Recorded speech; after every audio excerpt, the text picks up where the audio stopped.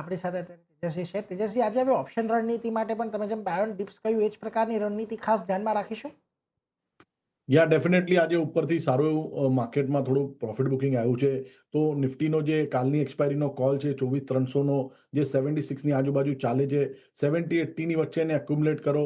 25નો stop loss રાખવાનો રહેશે અને પહેલો ટાર્ગેટ રહેશે 135નો અને બીજો ટાર્ગેટ રહેશે 190નો.